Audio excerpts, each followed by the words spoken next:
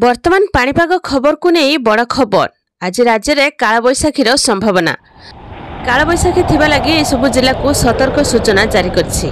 तेबे राज्य में गोटे किंबा दुईटी स्थान में प्रबल वर्षा सहित पवन हेबार संभावना अछि।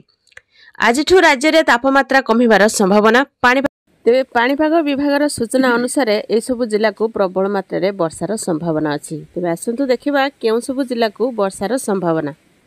तेबे कटक, जाजपुर, झारसुगुड़ा, भद्रक, केन्द्रापड़ा, बालेश्वर, संबलपुर, अनुगुल, बरगढ़, ढेंकानाल एवं मयूरभंज रे कालबैशाखी हेबार संभावना रहिछि।